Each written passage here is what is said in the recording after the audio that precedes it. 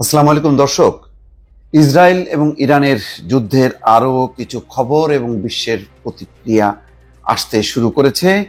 কিছুক্ষণ আগের খবর, ইরানের হামলায় জ্বলছে ইসরায়েলের সবচেয়ে বড় তেল শোধনাগার, নিহত ৩। তবে তার থেকেও বড় বিষয় হচ্ছে আন্তর্জাতিক মেরুকরণ ঘটতে শুরু করেছে। অর্থাৎ ইসরায়েল এবং আমেরিকা মিলে যে ইরানকে কুপকাত করতে চাইছে মিথ্যা অভিযোগে, যেখানে মার্কিন যে গণমাধ্যম সেখানে বলছে যে পারমাণবিক অস্ত্র তৈরি করতে যদি কর্মসূচি তারা শুরু করেছে সেটা আরো ৩ বছর লাগবে, কিন্তু মিথ্যা তথ্যের অজুহাতে যে পারমাণবিক অস্ত্র তৈরির দ্বার প্রান্তে পৌঁছে গেছে ইরান, এই অভিযোগ তুলে ইসরায়েল হামলা করে গত শুক্রবার। ভয়ঙ্কর হামলা, যে হামলায় প্রথম রাতেই ২০ জন সামরিক কমান্ডার নিহত হয়।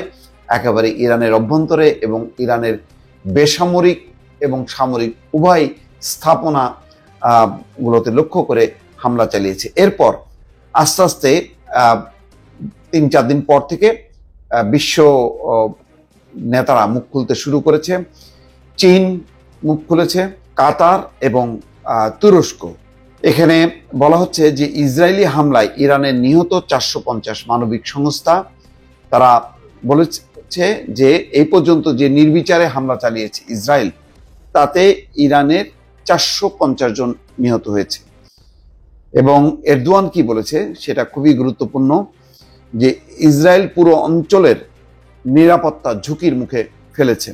তুরস্কের president Recep Tayyip Erdogan Israel Iran যুদ্ধের মধ্যেই সংযুক্ত আরব আমিরাতের প্রেসিডেন্ট শেখ মোহাম্মদ বিন জায়েদ আল নাহিয়ানের সঙ্গে ফোনে কথা বলেন। মঙ্গলবার এক বিবৃতিতে জানানো হয় যে ইসরায়েল ইরান সংঘাত ছাড়াও দুই নেতা দ্বিপক্ষীয় সম্পর্ক এবং আঞ্চলিক বিভিন্ন বিষয় নিয়ে কথা বলেন। বিবৃতিতে বলা হয়, ফোনালাপে প্রেসিডেন্ট এরদোয়ান বলেন, ইসরায়েল ইরানে হামলা যে সহিংসতার ঘূর্ণি তৈরি করেছে তা পুরো অঞ্চলের নিরাপত্তার জন্য হুমকি, এবং এই অঞ্চলে আরেকটি যুদ্ধ বহন করার মতন অবস্থায় নেই।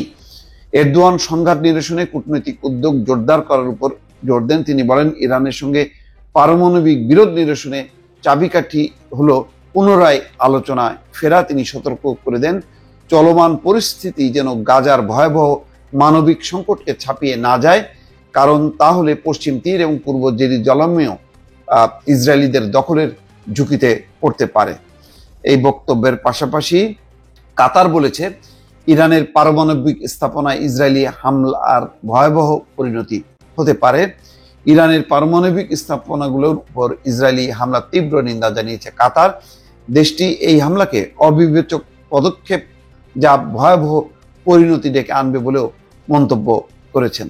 মঙ্গলবার কাতারের পররাষ্ট্র মন্ত্রণালয়ের মুখপাত্র মাজেদ আল আনসারি বলেন, এই হামলা এমন এক সময় চালানো হয়েছে যখন ইরান ওয়াশিংটনের সঙ্গে একটি ইতিবাচক কূটনীতিক প্রক্রিয়ায় অগ্রসর হচ্ছিল, যার সঙ্গে বহু আঞ্চলিক দেশও যুক্ত ছিল।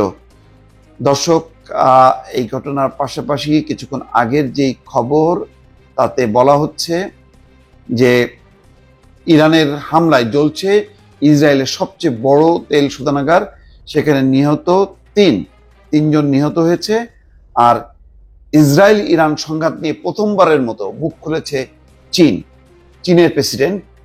ইরান ও ইসরায়েলের চলমান সংঘাত শুরুর পর এই প্রথমবার মুখ খুললেন চীনের প্রেসিডেন্ট শি জিনপিং। তিনি বলেছেন, ইরানের বিরুদ্ধে ইসরায়েলের সামরিক অভিযানকে কেন্দ্র করে মধ্যপ্রাচ্যে হঠাৎ উত্তেজনা বৃদ্ধি পাওয়ায় চীন গভীরভাবে উদ্বিগ্ন। চীনের রাষ্ট্রীয় সংবাদ সংস্থা সিনহুয়ার বরাত দিয়ে সিএনএন এর প্রতিবেদনে এই কথা বলা হয়েছে।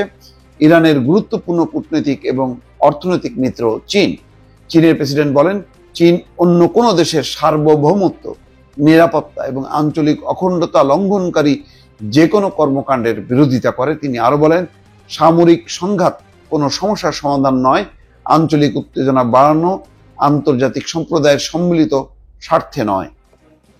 কাজাকিস্তানের রাজধানী আস্তানায় উজবেকিস্তানের প্রেসিডেন্ট শাফকাতের সঙ্গে এক যৌথ সংবাদ সম্মেলনে চীনের প্রেসিডেন্ট এই কথা বলেন।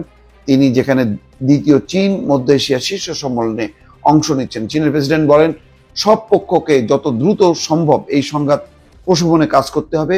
চীন শান্তি এবং স্থিতিশীলতা ফিরিয়ে আনতে গঠনমূলক ভূমিকা রাখতে সব পক্ষের সঙ্গে কাজ করতে প্রস্তুত।